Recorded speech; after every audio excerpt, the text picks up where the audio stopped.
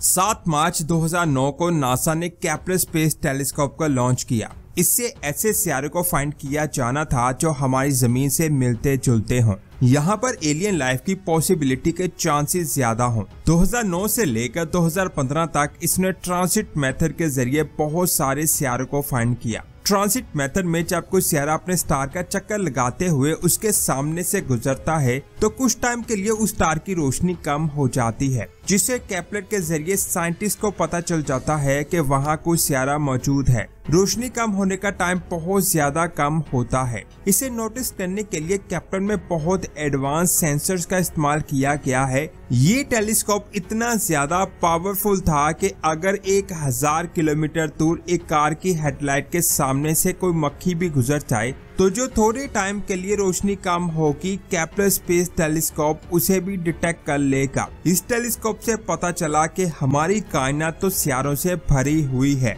जिनकी तादाद स्टार से भी कई गुना ज्यादा है। इस टेलीस्कोप से पहले साइंटिस्ट कुछ ही सितारों के बारे में जानते थे, लेकिन सिर्फ 4 सालों बाद 2013 में इसमें खराबी आ गई। इसमें 4 रिएक्शन व्हील्स लगे हुए थे। स्पेस में ये इसके टायर थे, जिनसे इसकी डायरेक्शन को चेंज किया जाता, जिससे ये स्टेबल रहते। लेकिन फिर अचानक इसके 4 में से 3 व्हील्स खराब हो गई और अब ये किसी एक पोजीशन पर स्टेबल फोकस नहीं कर सकता था और मिशन बिल्कुल खत्म हो चुका था। लेकिन इंजीनियर्स ने इसका एक सोल्यूशन निकाला। इन्होंने एक डायरेक्शन से आते हुए सूरज के प्रेशर को स्टेबिलिटी के लिए इस्तेमाल किया। इस अमल से केपलर फिर से सही से काम करने लगा। लेकिन इस अमल के बाद से केपलर स्पेस टेलीस्कोप एक लिमिटेड एरिया पर ही नजर रख पाया, जिसके बाद नासा ने इसके जरिए सिर्फ और सिर्फ रेड ड्वार्फ स्टार्स पर नजर रखना शुरू कर दी। 2013 से पहले इस मिशन को केपलर का नाम दिया गया था और बाद में इसे K2 का नाम दिया गया।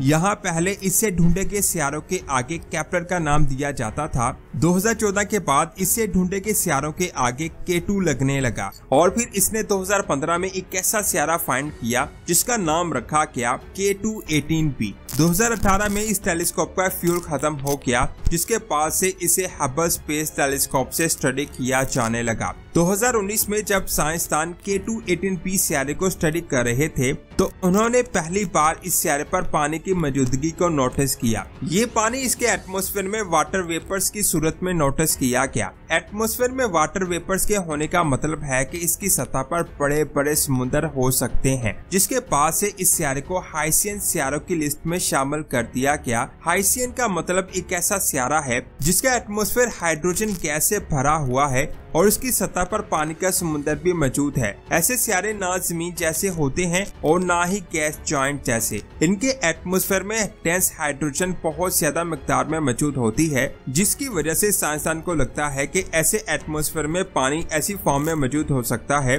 जो ना सॉलिड होता है और ना गैस। इस सितारे को इस साइंसदान ने हाइसियन की लिस्ट में डाला था। अब सवाल ये आता है कि क्या वाटर वेपर्स की वजह से ये माना जा सकता है कि उस सितारे पर लाइफ मौजूद है या नहीं? इसका जवाब मिला 2023 में, जब जेम्स स्पेस टेलीस्कोप से इसके एटमॉस्फेयर को स्टडी किया गया तो साइंटिस्ट को वहाँ 3 गैसेस मिली। एक मीथेन गैस, दूसरी कार्बन डाइऑक्साइड गैस और तीसरी थी डाइमिथाइल सल्फाइड गैस। इसी गैस की वजह से साइंसदानों ने कहा कि वहाँ लाइफ हो सकती है, क्योंकि जमीन पर ये गैस जिंदा जानदार खारिज करते हैं जिनको फाइटोप्लैंक्टन्स कहा जाता है। इन फाइटोप्लैंक्टन से एक खास कंपाउंड बनता है जिसे डाइमिथाइल सल्फाइड का नाम दिया गया। इसके अलावा यह कंपाउंड जमीन पर किसी और प्रोसेस से नहीं बनता। साइंसदान के मुताबिक ये गैस बहुत ज्यादा अनस्टेबल होती है।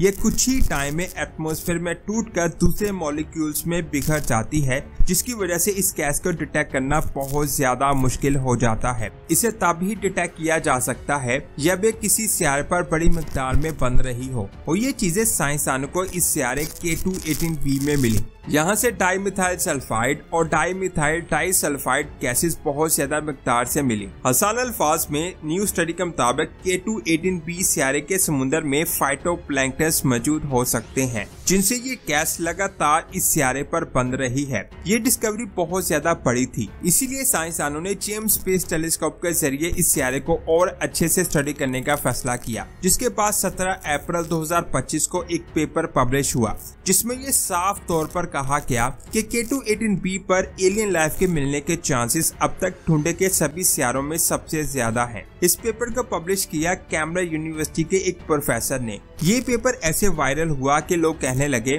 कि इंसानों ने एलियंस को फाइंड कर लिया है। तो यहाँ पर एक सवाल आता है कि क्या सच में खला में लाइफ मिल गई है, या सच में इन दोनों केसेस के मिलने का मतलब एलियन लाइफ है? इसको डिटेल से जानते हैं। जमीन से 124 लाइट ईयर दूर एक सियारा है जिसका नाम K2-18b है। इस सियारे के स्टार का साइज हमारे सूरज से छोटा है। इसके गिर्द 2 सियारे ऑर्बिट करते हैं, जिनमें एक का नाम K2-18b है और दूसरे का नाम K2-18c है। इन दोनों में K2-18b इस सियारे के हैबिटेबल जोन में मौजूद है। इसका साइज जमीन से 2.6 गुना ज्यादा है और इसका वजन जमीन से 8 गुना ज्यादा है। इसकी डेंसिटी को देखकर ऐसा लगता है कि ना तो ये सियारा पूरी तरह से सॉलिड है और ना ये पूरी तरह से गैस जॉइंट है, यानी ये कुछ चट्टानी है और कुछ गैसी। इसीलिए कुछ साइंटिस्ट इसे मिनी नेपच्यून कहते हैं। 2025 में जो पेपर पब्लिश हुआ उसके मुताबिक इस सियारे के मोटे बादलों के नीचे समुद्र में लाइफ मौजूद हो सकती है। कुछ साइंसदानों ने कहा कि जेम्स स्पेस टेलीस्कोप के जिस डेटा से हमें पता चला है कि वहां डाइमिथाइल सल्फाइड गैस मौजूद है, वो डेटा गलत भी हो सकता है। जेम्स स्पेस टेलीस्कोप के डेटा पर पूरी तरह से यकीन नहीं किया जा सकता। किसी भी रिसर्च को 100% परफेक्ट मानने के लिए उसे 1 से 5 तक पॉइंट दिए जाते हैं, जिसमें 1 पॉइंट काफी लो पॉसिबिलिटी है और 5 पॉइंट सबसे हाई पॉसिबिलिटी और ऑलमोस्ट कंफर्म रिसर्च को दिए जाते हैं। इससे रिसर्च को 3 पॉइंट मिले, जिसका मतलब है कि साइंसदान अभी भी श्योर नहीं है कि वहां डाइमिथाइल सल्फाइड गैस मौजूद है, यानी सिर्फ 0.03% पॉसिबिलिटी हो सकती है कि वहां ये गैस मौजूद है। इतनी कम पॉसिबिलिटी की वजह से ये कहना कि वहां लाइफ का सबूत मिल गया एक पब्लिक स्टंट है। उस सियारे पर वाटर वेपर्स के सबूत मिले हैं, लेकिन आज तक साइंसदानों को ये नहीं पता चल सका कि उस सियारे पर पानी मौजूद है या नहीं। जैसे कि मैंने पहले बताया कि इस सियारे को हाइसियन की कैटेगरी में शामिल किया गया, यानी ऐसा सियारा जो थोड़ा सॉलिड भी है और थोड़ा गैसी भी। ऐसा सियारा डेटा में तो मौजूद है, लेकिन आज तक साइंसदानों को ऐसा सियारा स्पेस में नहीं मिल सका। इसीलिए उनका कहना है कि क्या सच में ऐसे सियारे हो भी सकते हैं या नहीं। जेम्स स्पेस टेलीस्कोप के डेटा से सिर्फ ये पता चलता है कि K2-18b के एटमॉस्फेयर में कुछ मॉलिक्यूल्स हैं, जैसे कि मीथेन, कार्बन डाइऑक्साइड और डाइमिथाइल सल्फाइड, लेकिन इन मॉलिक्यूल से ये नहीं पता चल सकता कि उस सियारे का अंदरूनी हिस्सा कैसा है। जब साइंटिस्ट को ये नहीं पता कि उस सियारे का अंदरूनी हिस्सा कैसा है, तो ये कैसे कहा जा सकता है कि वहाँ पर लाइफ का सबूत मिल गया और वहाँ पर लाइफ के पॉसिबिलिटी के चांसेस बहुत ज्यादा है, क्योंकि जिस सियारे को पानी से भरा हुआ सियारा माना जा रहा है वो लावा उगलता सियारा भी हो सकता है। अगर डाइमिथाइल गैस की मौजूदगी को 5 पॉइंट भी मिल जाएं, तब भी ये चीज वहाँ लाइफ को प्रूव नहीं करती। जैसे कि हमें पता है ये गैस फाइटोप्लैंक्टन से निकलती है, लेकिन कुछ साइंसदान का कहना है कि हो सकता है उस सियारे पर कोई ऐसा प्रोसेस मौजूद हो जिससे वो गैस निकल रही हो, और हो सकता है वो प्रोसेस जमीन पर नहीं होता हो। इसके अलावा एक रिपोर्ट के मुताबिक ये गैस कॉमर्स में भी पाई गई है। यहाँ साइंटिस्ट के मुताबिक कोई लाइफ मौजूद नहीं है। कॉमर्स से इस गैस के मिलने का मतलब है कि वहाँ कोई ऐसा प्रोसेस जरूर हो रहा है जिससे ये गैस निकल रही है, लेकिन उस प्रोसेस के बारे में साइंसदानों को अभी तक नहीं पता। उसके बारे में तभी पता चल पाएगा जब अल्लाह का हुक्म होगा। यानी इस चीज को ऐसे प्रेजेंट किया गया जैसे सच में साइंसदान को वहाँ उस सियारे में लाइफ मिल गई है। आपका इसके बारे में क्या कहना है, नीचे कॉमेंट्स करके जरूर बताएं। हमारी जमीन से 400 लाइट ईयर दूर ओपाइकस कॉन्स्टेलेशन में बर्नार्ड 68 नाम का ऑब्जेक्ट मौजूद है, जब आप इस ऑब्जेक्ट को देखोगे तो आपको ऐसा लगेगा जैसे ये एक खाली जगह है और यहाँ आपको कुछ भी दिखाई नहीं देता, लेकिन इस जगह के आसपास अरबों खरबों स्टार्स मौजूद हैं। इस चीज की तस्वीर को आप यहाँ देख सकते हो जो अंदर से बिल्कुल खाली दिखाई दे रही है। अब यहाँ सवाल आता है कि आखिर इस जगह के अंदर कोई स्टार मौजूद क्यों नहीं है। ऐसी बहुत सारी जगह कायनात में मौजूद हैं। इनको पॉक ग्लोब्यूल कहा जाता है। ये एक डार्क नेबुला है, यानी काले रंग के डेंस बादल। ये बादल इतने ज्यादा डार्क होते हैं कि आप इनके पीछे किसी भी स्टार को नहीं देख पाओगे। इन नेबुला को देखकर ऐसा लगेगा जैसे कायनात में किसी ने सुराख कर दिया हो, लेकिन असल में इसके पीछे कई स्टार्स हैं जो इस बादल की वजह से आम आंख और किसी भी आम टेलीस्कोप से दिखाई नहीं देते। लेकिन जब आप इसको रेडियो टेलीस्कोप की मदद से देखोगे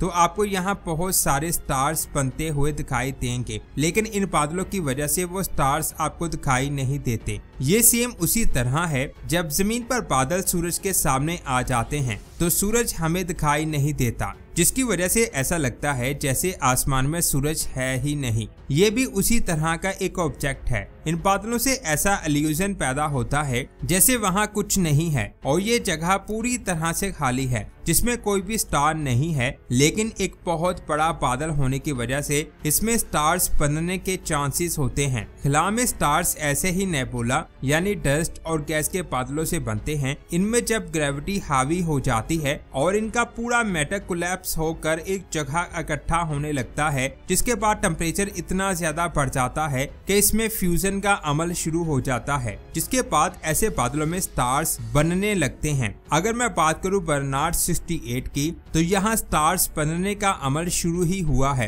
हो सकता है इस बादल में यंग प्रोटोटाइप स्टार्स मौजूद हों। ये स्टार्स नए बने होते हैं जिसकी वजह से इनकी रोशनी कम होती है और इनको जमीन से देख पाना बहुत ज्यादा मुश्किल होता है। इसी वजह से ये नेबुला हमें पूरी तरह से डार्क दिखाई देती है और ऐसा लगता है जैसे इस जगह पर कोई भी स्टार्स मौजूद नहीं है, लेकिन लाखों करोड़ों स्टार्स इसके पीछे ही मौजूद हैं। इस तस्वीर में आप देख सकते हैं कि उन स्टार्स की रोशनी इन बादलों से आगे नहीं आ पाती और हम उन स्टार्स को देख नहीं पाते। अब यहाँ सवाल आता है कि ये काले बादल कितने बड़े हो सकते हैं। एक अंदाजे के मुताबिक इनका साइज आधे लाइट ईयर यानी 50 खरब किलोमीटर के बराबर हो सकता है। ये इतना डिस्टेंस है कि एक लाइन में इसमें 35 सूरज आसानी से आ सकते हैं। ये कायनात के सबसे बड़े ब्लैक होल फीनिक्स ए से 8 गुना ज्यादा बड़ा है। बेशक बर्नार्ड 68 ऑब्जेक्ट का साइज फीनिक्स ए ब्लैक होल से 8 गुना ज्यादा हो, लेकिन इनका मास 2 सन्स के बराबर हो सकता है।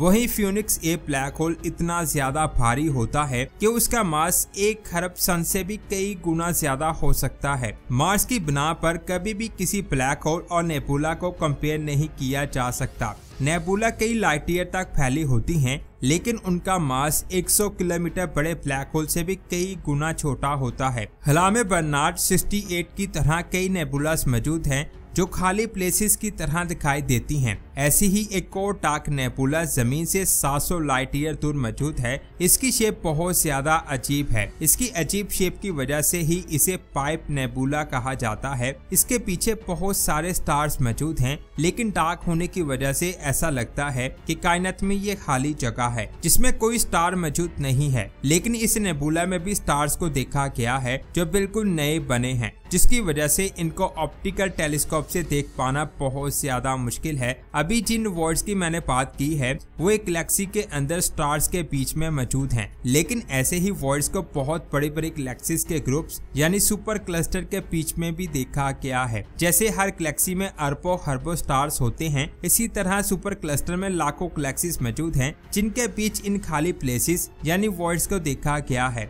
ये ऑब्जेक्ट डार्क नेबुला से बिल्कुल मुख्तलिफ होते हैं। डार्क नेबुला एक बादल है जो स्टार्स में मौजूद होते हैं, लेकिन गैलेक्सीज के बीच में पाए जाने वाले ये वॉइड्स पूरी तरह से खाली होते हैं। साइंसदानों को नहीं पता कि इनके अंदर क्या है, लेकिन इनका साइज हमारे मिल्की वे गैलेक्सी से लाखों गुना ज्यादा है। इसी तरह का एक वॉइड हमारी जमीन से 70 करोड़ लाइट ईयर दूर बोटिस कॉन्स्टेलेशन में मौजूद है, जिसका नाम बोटिस वॉइड है। आप ये जानकर हैरान हो जाएंगे कि ये वॉइड 33 करोड़ लाइट ईयर में फैला हुआ है। ये वॉइड बड़ी बड़ी गैलेक्सीज क्लस्टर के बीच में मौजूद है। यहाँ पर गैलेक्सीज का एक क्लस्टर शुरू होता है और दूसरा खत्म हो जाता है। इन दोनों के बीच में ही ऐसे वॉइड्स बनते हैं जिनकी लोकेशन को आप स्क्रीन पर देख सकते हैं। ये वॉइड कैसे बनते हैं, साइंसदानों को इनके बारे में कुछ नहीं पता। नासा के मुताबिक कायनात में डार्क एनर्जी और ग्रेविटी की वजह से इस तरह के वॉइड बनते होंगे। यहाँ पर ग्रेविटी ना होने के बराबर होती है। अगर मैं बात करूँ पोर्टिस वॉइड की, तो साइंसदानों के मुताबिक इसमें 2000 से ज्यादा गैलेक्सीज होनी चाहिए थी, लेकिन यहाँ सिर्फ और सिर्फ 60 ही गैलेक्सीज को देखा गया है। अगर आप किसी तरह इस जगह पहुँच जाओगे तो आपको यहाँ अंधेरे के अलावा कुछ भी दिखाई नहीं देगा। ये 60 गैलेक्सीज एक दूसरे से करोड़ों लाइट ईयर दूर मौजूद हैं, जिसकी वजह से इनको देख पाना बहुत ज्यादा मुश्किल है। अगर आप इस खाली जगह में लाइट की 99.99% स्पीड के बराबर सफर करते हो, तब भी आपको 33 करोड़ सालों तक अंधेरा ही अंधेरा दिखाई देगा। यानी लाइट की स्पीड के करीब सफर करने पर भी आपको इस जगह से बाहर निकलने में 33 करोड़ साल से भी ज्यादा का टाइम लग जाएगा, जिसे आप अंदाजा लगा सकते हैं ये वॉइड कितना ज्यादा बड़ा है। लेकिन ये वॉइड भी कुछ भी नहीं है। 2013 में साइंसदानों ने एक बहुत बड़े वॉइड को फाइंड किया था, जिसे केबीसी वॉइड या लोकल होल का नाम दिया गया। आप ये जानकर हैरान हो जाएंगे कि ये खाली जगह 2 अरब लाइट ईयर में फैली हुई है। लेकिन ऐसे वॉइड पूरी तरह से खाली नहीं होते। इनमें कई गैलेक्सीज और सुपर क्लस्टर मौजूद होते हैं। ये वॉइड इतना बड़ा है कि इन सब गैलेक्सीज और क्लस्टर के होते हुए भी ये पूरी तरह से खाली दिखाई देता है। साइंसदानों के मुताबिक इस वॉइड में मिल्की वे गैलेक्सी, लोकल ग्रुप और लैनिका सुपर क्लस्टर का कुछ हिस्सा मौजूद है। साइंसदानों के मुताबिक हमारी गैलेक्सी इस वॉइड के सेंटर से करोड़ों लाइट ईयर दूर मौजूद है। ये सिर्फ एक अंदाजा है। हकीकत क्या है, इसका इल्म सिर्फ अल्लाह के पास है। ये अब तक का ढूंढा गया सबसे बड़ा वॉइड है। इसका साइज पोर्टिस वॉइड से 6 गुना ज्यादा बड़ा है। यानी एक लाइन में इसके अंदर पोर्टिस जैसे 6 वॉइड्स आसानी से आ जाएंगे। फिर भी इसमें हजारों लाइट ईयर की जगह बच जाएगी और हम इसी सुपर वॉइड का हिस्सा हैं। अगर आप लाइट की स्पीड से भी सफर करोगे, तब भी आपको इसे पार करने में 2 अरब साल लग जाएंगे। यानी हम कभी भी इसे पार नहीं कर सकते। कोई नहीं जानता कि इससे आगे क्या है और वहाँ कैसी दुनिया होगी। कॉस्मिक वॉइड और डार्क नेबुला देखने में एक जैसे और खाली लगते हैं, लेकिन ये दोनों एक दूसरे से बहुत मुख्तलिफ हैं। डार्क नेबुला असल में धूल के बादल हैं और ये रोशनी को रोकते हैं, जिसकी वजह से इसके पीछे मौजूद स्टार्स हमें दिखाई नहीं देते, जिसकी वजह से हमें लगता है कि यहाँ कुछ नहीं है, लेकिन इसके पीछे स्टार्स मौजूद होते हैं। पर कॉस्मिक वॉइड खाली जगह है। इसमें बहुत कम गैलेक्सीज मौजूद होती हैं और यहाँ से आप कभी भी नहीं निकल पाओगे। अल्लाह ने कायनात में ऐसी ऐसी चीजें बनाई हैं जिनको देखकर दिल अल्लाह अकबर कहता है और साइंसदानों के होश उड़ जाते हैं। ये सब चीजें देखकर अगर आपका भी दिल अल्लाह अकबर कह रहा है तो नीचे कमेंट्स में भी अल्लाह अकबर लाजमी लिखें। वीडियो अच्छी लगी है तो इसे लाइक और शेयर लाजमी करें। मिलते हैं एक और शानदार वीडियो में। अपना बहुत सारा ख्याल रखें। अल्लाह हाफिज।